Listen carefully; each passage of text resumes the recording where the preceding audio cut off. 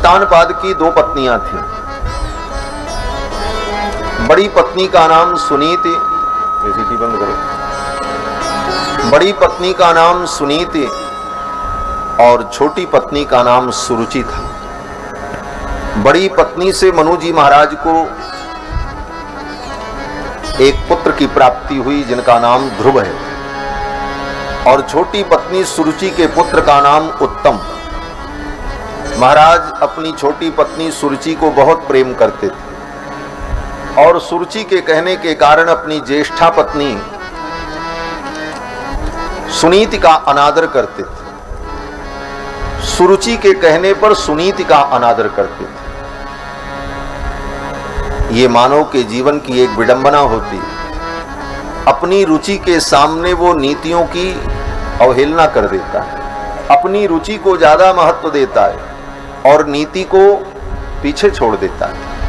महाराज उत्तानपाद ने सुरुचि के कहने पर सुनीति को, अपनी ज्येष्ठ पत्नी को अनादर किया, उनका अनादर किया, और उस कारण से उनके पुत्र ध्रुव का भी अनादर होता था। एक दिन महाराज सभा में बैठे थे और अपनी छोटी पत्नी सुरुचि के पुत्र उत्तम को गोद में लेकर उसका दुलार कर रहे थे, लाड कर रहे थे। उसी समय 5 वर्ष के बालक श्री ध्रुव जी महाराज, जो सुनीति के पुत्र हैं, कहीं से खेलते हुए आए और जाकर के पिता की गोद में बैठ गए। ध्रुव जी ने सोचा कि पिताजी मेरा भी दुलार करें, मेरा भी लाड करें। भाई को बैठा देखा तो ये भी जाकर के बैठ गए। बगल में बैठी हुई सौतेली मां सुरुचि को ये अच्छा नहीं लगा। सुरुचि ने सोचा कि आज ध्रुव से इनका प्रेम बढ़ेगा तो कल ध्रुव की मां से इनका प्रेम बढ़ेगा, इसलिए तत्काल इसका प्रतिकार करना चाहिए। और सुरुचि ने ध्रुव के हाथ को पकड़ा और घसीट करके गोद से नीचे उतार दिया और डांटा, नवत्स निपतेर धृष्ण्यम भवानारोढ़ुमर्हति। अरे पुत्र, तू इनकी गोद में नहीं बैठ सकता। ध्रुव जी ने कहा, क्यों? ये मेरे पिताजी हैं। तो सौतेली मां सुरुचि ने कहा कि नयत्वं कुक्ष्वावपि नृपात्मजः। हे नृपनंदन, हे राजपुत्र, यद्यपि तुम राजा के पुत्र हो, लेकिन मेरी कोख से पैदा नहीं हुए, इसलिए तुम इनकी गोद में नहीं बैठ सकते। इतनी बड़ी बात सौतेली मां ने ध्रुव से कही। और ध्रुव जी 5 वर्ष के बालक, पिताजी की ओर देखा तो पिताजी भी मौन हो गए। ध्रुव जी को बड़ा दुख हुआ। ध्रुव ने कहा, मां, पिताजी के सिंहासन पर इनकी गोद में बैठने का अधिकार मुझे कैसे प्राप्त होगा? तो सौतेली मां सुरुचि ने कहा कि जाओ, जाकर के भगवान की आराधना करो, तपस्या के द्वारा भगवान नारायण को प्रसन्न करो। तपसाराध्य पुरुषम तस्यैवानुग्रहेण में गर्भे तुम साधयात्मानम यदि इच्छस नृपासनम। सौतेली मां ने कहा, तपस्या के द्वारा भगवान परम पुरुष को प्रसन्न करो, और जब वो प्रसन्न हो जाएं और कहें कि वरदान मांगो, तब उनसे वरदान मांगना। और क्या वरदान मांगना? बोले, गर्भे तुम साधयात्मानम, यही वरदान मांगना कि मेरा अगला जन्म सुरुचि के गर्भ से हो, और जब दोबारा तुम मेरे गर्भ से पैदा होकर के आओगे तब इस पिता के सिंहासन पर बैठने के अधिकारी बन पाओगे। इतनी बड़ी बात सौतेली मां ने ध्रुव को कही। 5 वर्ष के ध्रुव जी रोने लगे। उन्हें बड़ा अनादर लगा। इतना बड़ा मेरा अनादर, राजपुत्र थे, इस अनादर को सह न सके और चल पड़े। आए और आकर के अपनी मां के गोद में गिर पड़े। सुनीति के गोद में गिरकर फपक फपक कर ध्रुव जी महाराज रोने लगे। मातु सपत्न्या सुदुरुक्ति विद्धः। मैत्रेय जी कहते हैं, विदुर, सौतेली मां के दुर्वचनों से उनका हृदय मानो विदीर्ण हो गया। मातु सपत्न्या सुदुरुक्ति विद्धः स्वसन रुषा दंड यथो यथाहि। जैसे किसी सांप को एक लाठी मार दो और वो घायल हो जाए, फिर वो जैसे फुफकारता है, उसी प्रकार लंबी लंबी सांस लेते हुए ध्रुव जी अपनी मां सुनीति के गोद में गिर करके रोने लगे। मातु सपत्न्या सुदुरुक्ति विद्धः स्वसनृषा दंडयतो यथा हि हित्वा मिषन्तं पितरं सन्नवाचं जगाम मातु प्ररुदन सकाशम। मां की गोद में गिर करके जब ध्रुव जी रोने लगे, सुनीति को सब कुछ पता चल गया। कारण क्या? सुनीति ने अपने पुत्र ध्रुव से कहा, बेटा मत रो, दुखी मत हो, इसमें तुम्हारा कोई दोष नहीं है। दोष तो मेरे दुर्भाग्य का है कि मुझ अभागिनी के गर्भ से तुम उत्पन्न हुए, इसीलिए आज तुम्हें यह दुख का अनुभव करना पड़ा। तुम्हारी सौतेली मां सुरुचि ने ठीक कहा है, सत्यम सुरुच्याभिहितम भवान में यद दुर्भगाया उदरे गृहीतः। मुझ दुर्भाग्यशालिनी के उदर से तुम्हारा जन्म हुआ, इसीलिए आज तुमको ये दुख का अनुभव करना पड़ रहा। इसमें तुम्हारा कोई दोष नहीं है, दोष तो मेरे पापों का है। और बेटा, तुम्हारी सौतेली मां सुरुचि ने ठीक कहा, नान्यम ततः पद्मपलाशलोचनात् दुःखच्छिदं ते मृगयामि कंचन। हे बेटा, पद्मपलाशलोचनात्, कमल के समान जिनके नेत्र हैं, ऐसे भगवान को छोड़कर तुम्हारा दुख दूर करने वाला कोई नहीं। भगवान ही दुख को दूर करते हैं। इसलिए हे बेटा, अनन्य भावे निज धर्म आश्रित, अनन्य भाव से अपने स्वधर्म का पालन करते हुए मनस्यवस्थाप्य भजस्य पुरुषम, अपने मन को समाहित करके भगवान परम पुरुष का तुम भजन करो। भगवान की भक्ति से, भगवान की कृपा से जीव को सब कुछ प्राप्त हो जाता है। मां के इन वचनों को सुनकर के ध्रुव जी महाराज चल पड़े। ध्रुव जी ने कहा, मां अब मैं जाऊंगा, तपस्या करूंगा और तपस्या करके भगवान का दर्शन प्राप्त करूंगा और भगवान से वरदान प्राप्त करके मैं लौटूंगा। 5 वर्ष के ध्रुव जी चल पड़े। जब ध्रुव जी चले तो भगवान को भी चिंता हो गई। ध्रुव मेरे दर्शन के लिए राज सुख छोड़कर, सब कुछ छोड़कर निकल पड़ा है, अब उसकी संहार मुझे करनी चाहिए। कोई जीव जब भगवान के दर्शन की कामना से निकल पड़ता है तो फिर उसका मार्गदर्शन स्वयं भगवान करते हैं और किसी सद्गुरु को भेज देते हैं। ध्रुव जी महाराज जब चले तो भगवान ने नारद जी को भेज दिया। नारद जी आए और रास्ते में मिले। नारद जी ने ध्रुव से पूछा, बेटा कहाँ जा रहे हो? ध्रुव जी ने कहा, भगवान मैं तपस्या करने जा रहा हूं और तपस्या करके भगवान का दर्शन प्राप्त करूंगा। नारद जी ने कहा, तपस्या कैसे की जाती है मालूम है? ध्रुव जी ने कहा, ये तो नहीं मालूम। नारद जी ने कहा, तो कैसे करोगे? ध्रुव जी ने कहा, आप तपस्वी हैं, आप ही कृपा करके बता दीजिए तपस्या कैसे की जाती है। नारद जी ने कहा, जो बताता है वो गुरु होता है। ध्रुव जी ने कहा, मैं गुरु ढूंढने कहां जाऊं, आप ही मेरे गुरु जी बन जाओ। जब जीव भगवत प्राप्ति के मार्ग पर निकलता है तो भगवान ही कृपा करके किसी गुरु को भेज देते हैं। देवर्षि नारद ने ध्रुव जी को मंत्र सुना दिया, मंत्र दिया और कहा, इसी मंत्र का जप करना। और कैसे जप करना बोले, विधि बताई।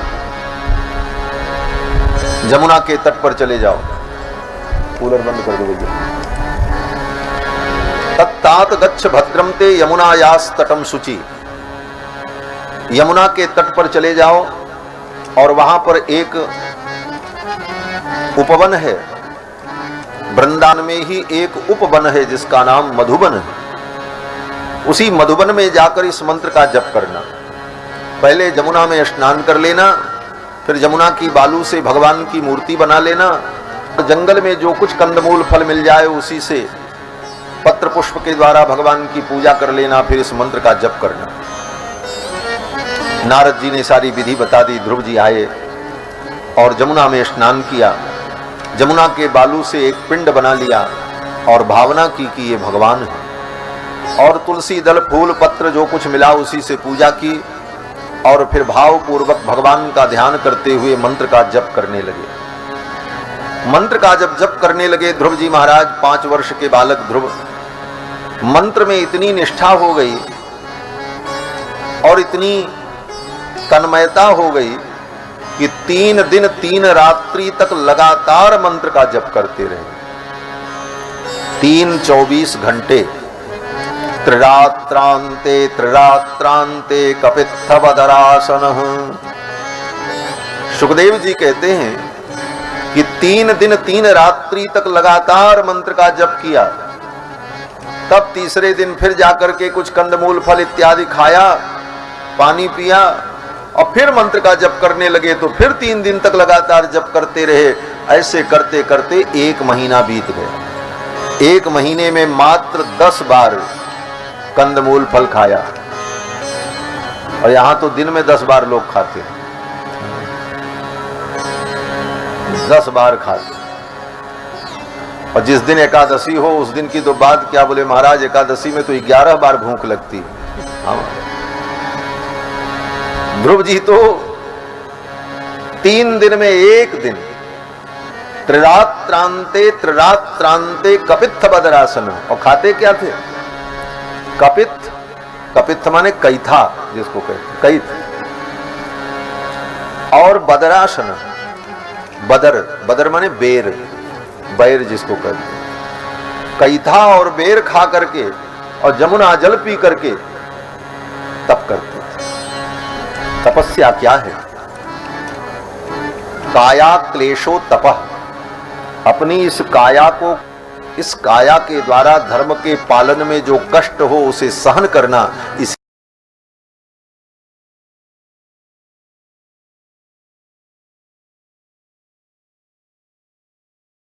दूसरा महीना लगा तो तपस्या और कठिन हो गई।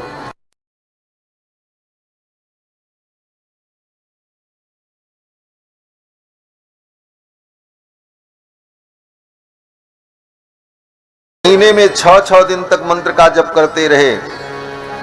2 महीना बीत गए। तीसरा महीना जब लगा तो तृतीयम चानयन मासम नवमे हनि।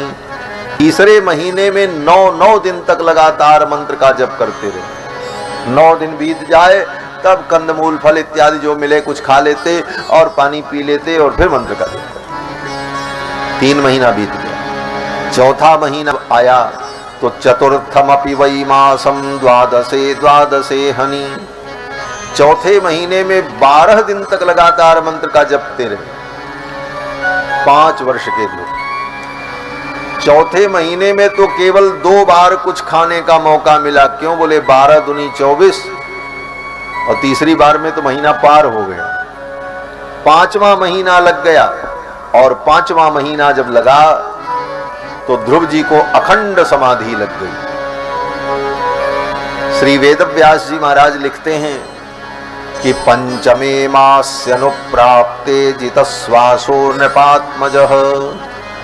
5वें महीने में ध्रुव जी ने अपनी श्वास को भी जीत लिया। अब सांस लेने की भी जरूरत नहीं। पानी और कपित्थ और बेर और कंदमूल तो छोड़ दो, श्वास की भी जरूरत नहीं। अखंड समाधि लग गई ध्रुव जी को 5 महीने में। 5 वर्ष के ध्रुव जी 5 महीने में समाधिस्थ हो गए। और वो भी कैसे?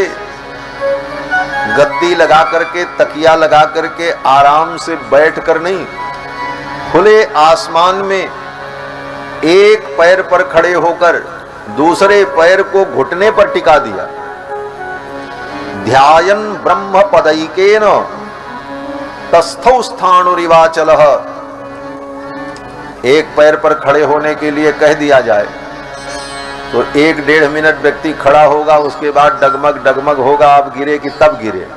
लेकिन ध्रुव जी महाराज तो एक पैर पर खड़े थे। ध्यायन् ब्रह्म पदैकेन। किस प्रकार खड़े थे? बोले तस्थौ स्थाणुरिवाचलः। जैसे स्थाणु होता, स्थाणु माने ठूंठ, जिसको ठूंठ कहा जाता है।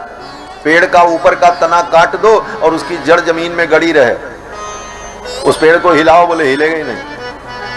उसी को स्थाणु कहा जाता है। तो जैसे स्थाणु अचल होता है, उसी प्रकार एक पैर पर खड़े होकर ध्रुव जी मंत्र का जप करते रहे। अखंड समाधि लग गई, श्वास की भी अब जरूरत नहीं, और अपने हृदय के अंदर ही भगवान का दर्शन करने लगे। सर्वतो मन आकृष्य, चारों तरफ से अपने मन की वृत्ति को खींचकर अपने हृदय के अंदर भगवान का दर्शन करने लगे। इस तपस्या से सारे देवता भयभीत हो गए। देवताओं को डर लगने लगा कि कहीं ये मेरा लोक न ले ले। इसकी तपस्या से भगवान प्रसन्न होकर के आएंगे और कहेंगे वरदान मांगो, और कहीं इसने मांग लिया कि इंद्र को हटाओ, हमको इंद्र बनाओ, तब तो हमारी गद्दी चली जाएगी। वरुण देवता सोचने लगे कहीं ये मांग लिया वरुण को हटाओ, हमको बैठाओ। तो भगवान भक्त वत्सल हैं, और कहीं भगवान ने ऐसी लीला कर दी तो हमारी तो पद प्रतिष्ठा चली जाएगी। देवता बड़े भयभीत हुए और सभी देवता भगवान के पास गए, और जाकर के देवताओं ने कहा कि नैवं विदामो भगवन् प्राणरोधम, हे भगवान हमारी सांस बंद हो रही है। भगवान ने कहा तुम्हारी सांस क्यों बंद हो रही? देवताओं ने कहा महाराज पता नहीं क्यों हमारी सांस बंद हो रही है, लगता है अब हम मर जाएंगे।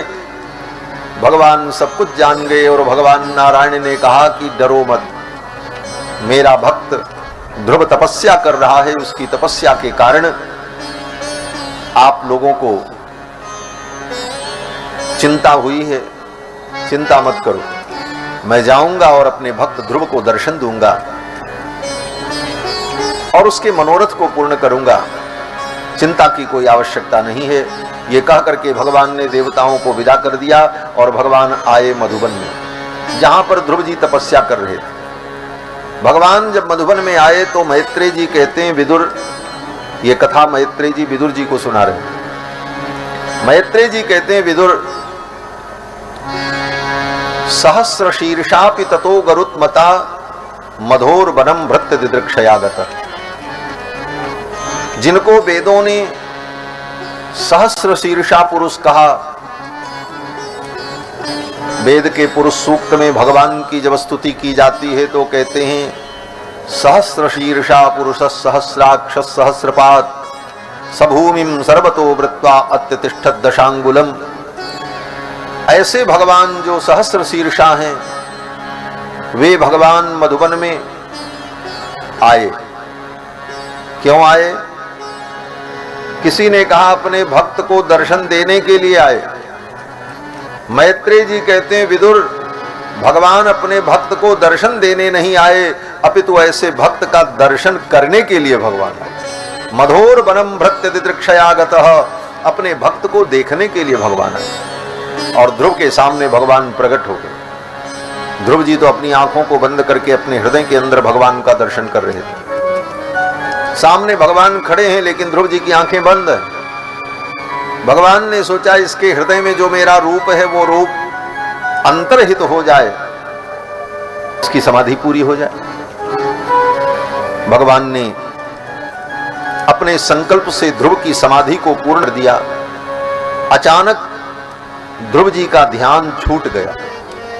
हृदय में भगवान के जिस रूप का दर्शन कर रहे थे वह रूप अंतर्हित हो गया। फिर तो ध्रुव जी को बड़ी व्याकुलता हुई, ये मेरा ध्यान क्यों टूट गया। और व्याकुल होकर के ध्रुव जी ने अपनी आंखें खोली, और जब आंखें खोली तो ध्रुव जी ने क्या देखा? बोले जो रूप हृदय के अंदर देख रहे थे वही स्वरूप सामने प्रकट था, और भगवान आंखों के सामने खड़े। ध्रुव जी ने जब देखा, सशंख चक्रम सकिरीट कुंडलम सपीत वस्त्रम सरसीरुहे सहार वक्षस्थल कौस्तुभ श्रियम नमामि विष्णुम शिरसा चतुर्भुजम। शंख चक्र गदा पद्म धारण किए हुए पीतांबर वनमाला विभूषित भगवान ध्रुव की आंखों के सामने खड़े। अखिल कोटि ब्रह्मांड नायक सर्वेश्वर भगवान नारायण को देखकर ध्रुव जी सोचने लगे, मैं भगवान की कैसे स्तुति करूं। भगवान स्तुत्य हैं। स्तुत्य का मतलब स्तुति करने के योग्य है, और भगवान की स्तुति करनी चाहिए भक्तों को। ध्रुव जी सोचने लगे भगवान की मैं कैसे स्तुति करूं, क्योंकि 5 वर्ष के ध्रुव जी अभी विद्यालय भी नहीं गए थे, अक्षर का भी ज्ञान ठीक से नहीं था, और गुरु जी ने जो बताया था केवल मंत्र बताया था और विधि बताई थी, बाकी कोई स्तुति बताई नहीं। काव्य कोश और कवित्व शक्ति, काव्य की रचना का सामर्थ्य ये ध्रुव में नहीं था कि ध्रुव जी अपने से स्तुति बना लेते और भगवान की स्तुति कर लेते। ध्रुव जी सोचने लगे भगवान मेरे सम्मुख खड़े हैं, मैं कैसे स्तुति करूं। भगवान जान गए कि ध्रुव मेरी स्तुति करना चाहता है। उसी समय भगवान ने अपने शंख को, भगवान की भुजा में जो शंख है, उस शंख को ध्रुव जी के गाल में भगवान ने सटा दिया। कृतांजलिम ब्रह्ममयेन कंबुना पस्पर्श बालम कृपया कपोले।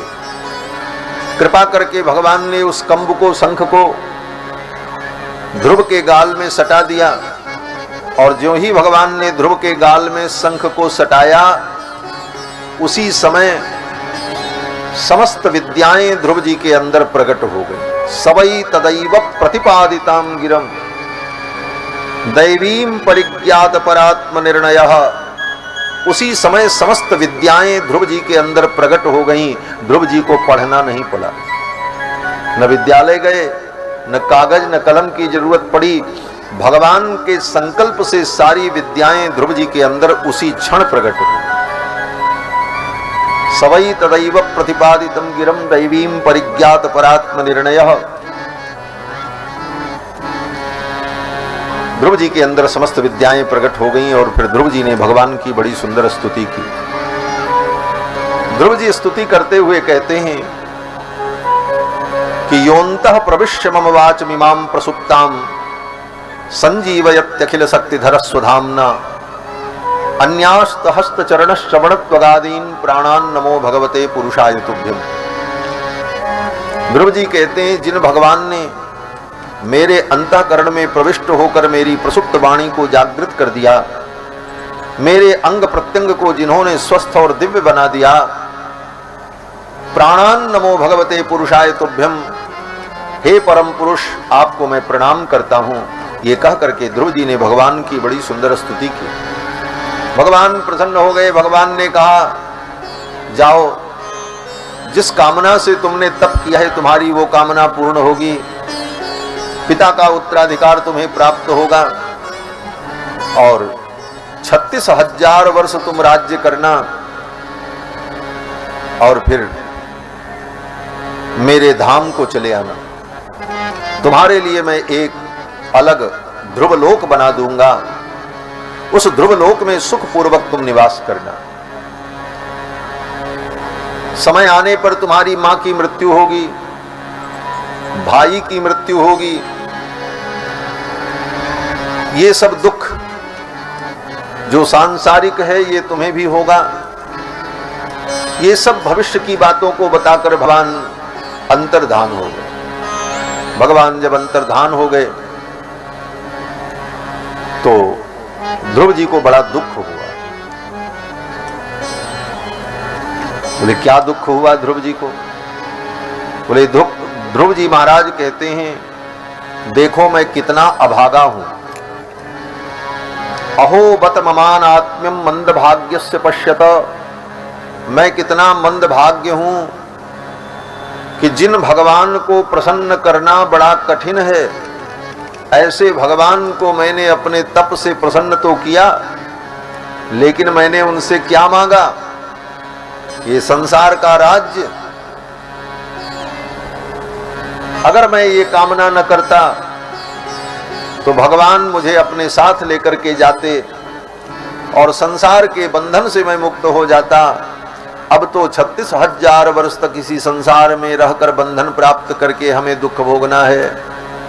36,000 वर्ष इस संसार के बंधन में मुझे रहना पड़ेगा।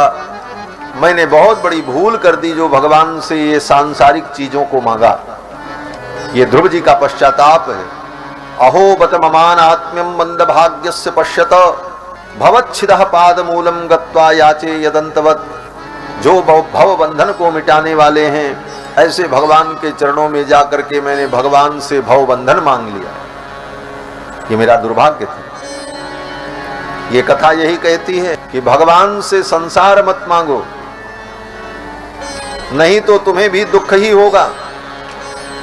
लेकिन लोग यही मांगते, मंदिर में जाएंगे, 2 पैसे का फूल और फोकट का पानी चढ़ाकर भगवान से करोड़ों का काम कराना चाहते। ये भक्ति नहीं है, ये तुम भगवान को भी ठग रहे हो। हाँ, ये भगवान को ठगना है।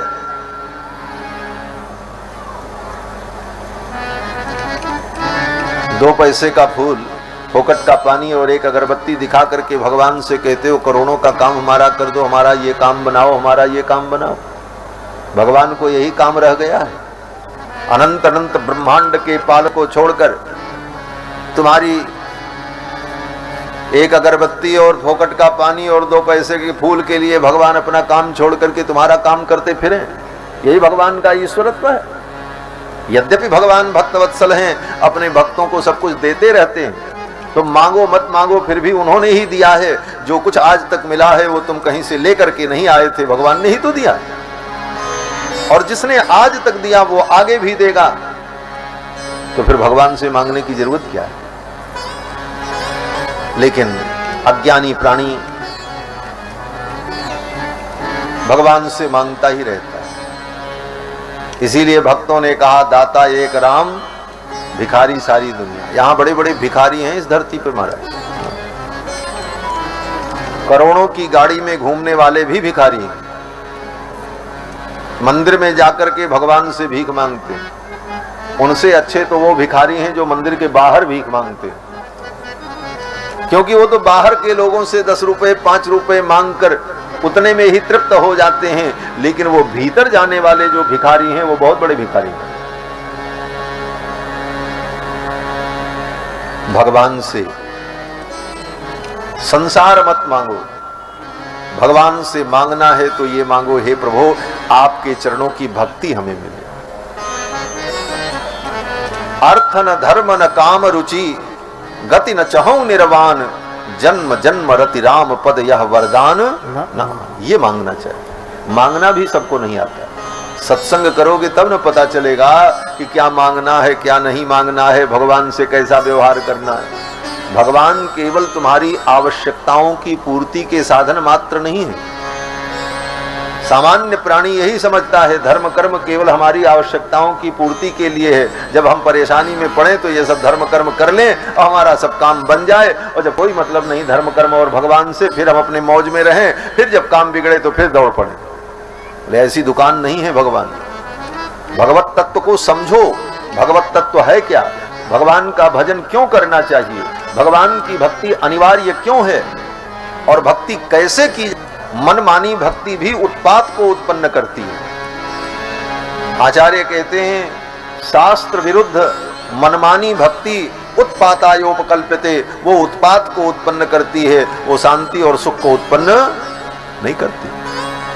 ध्रुव जी को बड़ा पश्चाताप हुआ कि मैंने भगवान से संसार मांगा और इस कारण से अब 36,000 वर्ष तक मुझे इसी संसार में रहना पड़ेगा। फिर तो ध्रुव जी आए और पिताजी ने उनको राजा बना दिया। जब तपस्या करने गए थे तो 5 वर्ष के थे, जब लौटे तो 18 वर्ष के जवान हो गए। बोले 5 महीने में इतने बड़े कैसे हो गए। बोले भगवान ने सोचा ध्रुव को राजा बनना है और 5 वर्ष का बालक राजा बनकर के सिंहासन पर बैठेगा तो उसकी शोभा क्या होगी। राजा बनने के लिए राजा के अनुकूल शरीर स्वरूप भी हो, इसलिए भगवान ने ध्रुव जी के अंग प्रत्यंग को विकसित कर दिया और ध्रुव जी का शरीर अत्यंत सौष्ठव से युक्त हो गया।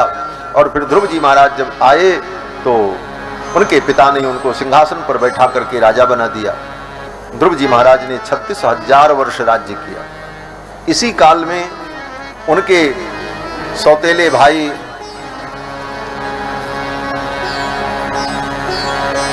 उत्तम को यक्षों ने मार डाला। एक दिन उत्तम घूमते हुए कैलाश में पहुंचे और वहां कैलाश में यक्षों से लड़ाई हो गई और परिणाम बोले यक्षों ने ध्रुव जी को मार डाला। अरे उत्तम को मार डाला। जब उत्तम को मार डाला तो ध्रुव जी को जब पता चला तो ध्रुव जी को बड़ा दुख हुआ, मेरे भाई को यक्षों ने मार दिया, अब मैं इसका बदला लूंगा। ध्रुव जी चल पड़े, सेना लेकर के यक्षों के ऊपर आक्रमण कर दिया। अनेक यक्षों को मार डाला ध्रुव जी ने। फिर तो श्री ब्रह्मा जी आए, देवता आए, मनु जी महाराज आए, इनके जो बाबा थे मनु जी। मनु जी ने आकर के कहा, बेटा ये युद्ध बंद कर दो, इन यक्षों को मत मारो।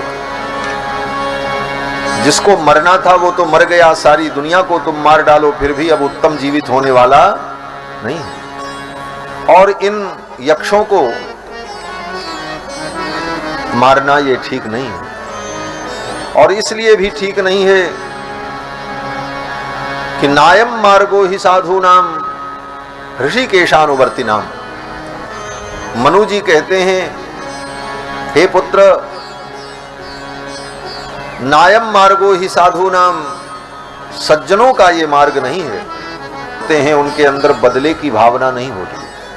जीवन में कोई भी घटना हो जाती है तो वो मान लेते हैं भगवान की यही इच्छा थी। उनके अंदर बदले की भावना नहीं होती। जो साधु होगा, जो सज्जन पुरुष होगा, वो कभी बदला लेने के लिए सोचता ही नहीं। मनु जी कहते हैं, नायम मार्गो ही साधु नाम, ये साधुओं का मार्ग नहीं है। ऋषिकेशानुवर्ती नाम, जो भगवान के भक्त हैं उनके लिए ये मार्ग नहीं है, ये तो अज्ञानियों का मार्ग है। अज्ञानियों के अंदर ये भावना होती है कि हम चल करके इसका बदला लें, और उस बदला लेने के लिए वो बड़े बड़े उपद्रव करता है। मनु जी ने जब ध्रुव जी को समझाया तो ध्रुव जी ने युद्ध बंद कर दिया। ध्रुव जी आए, 36,000 वर्ष राज्य किया। जब चतुर्थ अवस्था आई तो ध्रुव जी अपना राज्य अपने पुत्रों को देकर तप करने के लिए चले गए। और बद्रीनाथ धाम में जाकर के ध्रुव जी ने तप किया। और ध्रुव जी को वैकुंठ ले जाने के लिए भगवान ने अपने पार्षदों को भेजा। देवता विमान लेकर के आए, भगवान के पार्षद विमान लेकर के आए। भगवान के पार्षदों ने कहा, महाराज 5 वर्ष की अवस्था में आपने जिन भगवान की आराधना की थी, हम उन्हीं के दूत हैं और ये विमान लेकर के आए हैं। इस विमान में आप बैठो और भगवान के धाम चलो। ध्रुव जी ने उस विमान की परिक्रमा की और विमान में बैठने चले। तब तक एक देवता सामने खड़े हो गए आकर, मस्तक झुकाकर। ध्रुव जी ने पूछा, आपका परिचय? उस देवता ने कहा, मैं मृत्यु देवता हूं। बोले, मृत्यु देवता? बोले, हाँ। बोले, क्यों आए हैं? मृत्यु देवता ने कहा, यह मृत्यु लोक है, यहां से बिना मरे कोई जा नहीं सकता। इस धरती से किसी भी लोक में जाना है तो मर करके ही जाया जा सकता है, सशरीर नहीं जाया जा सकता। परंतु आप भगवान के परम भक्त हैं, आपका स्पर्श करने का साहस मेरे अंदर नहीं है। आप ही कृपा कर दें जिससे मृत्युलोक की मर्यादा बनी रह जाए, नहीं तो मृत्युलोक की ये मर्यादा समाप्त हो जाएगी। ये भगवान की बनाई हुई मर्यादा है, इसलिए इस मर्यादा का पालन आपको भी करना चाहिए। आप भगवान के परम भक्त हैं।